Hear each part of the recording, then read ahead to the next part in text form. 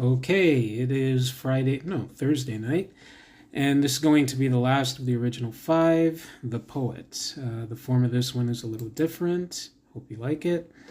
The poet is this you.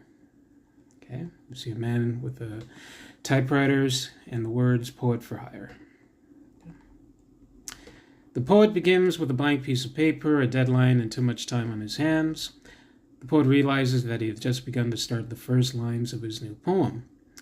The poet stops here. He pauses. He is thinking. The next line does not come to him so easily. The poet realizes that he should have avoided the distractions available in writing at home.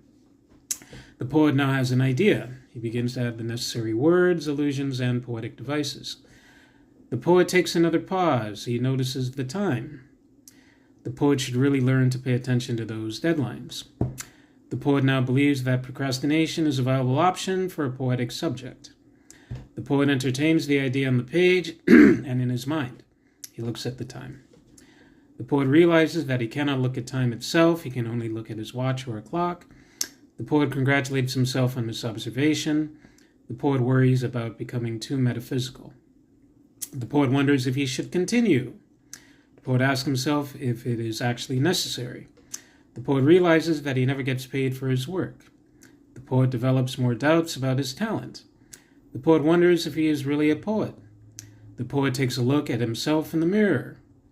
The poet wonders if he has a look of a poet. The poet remembers the pictures he has seen of other poets. The poet begins on a new sheet of paper. The poet wonders if this is necessary. The poet looks back at the mirror. The poet realizes that he is a handsome devil. The poet wonders if this is a detriment to writing poetry. The poet's ego now has a boost. The poet can add his vanity to the poem. The poet has added enough to the poem to let it stand on its own. The poet starts to add more. The poet adds too much. The poet wonders whether he has gone too far. The poet understands that this no longer matters.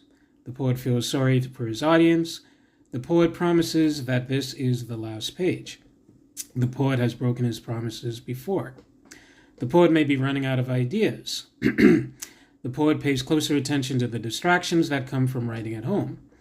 The poet sees that the television has been turned on. The poet sees supermodels in the latest fashions on the runways of Paris, New York, and Rome. The poet can no longer concentrate on finishing his poem. The poet wonders if he should be sharing this with his audience. The poet thinks he should have turned the TV off. The poet stares at the TV. The poet starts the third page.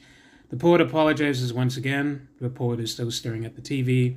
The poet spills hot tea on his lap. The poet is no longer interested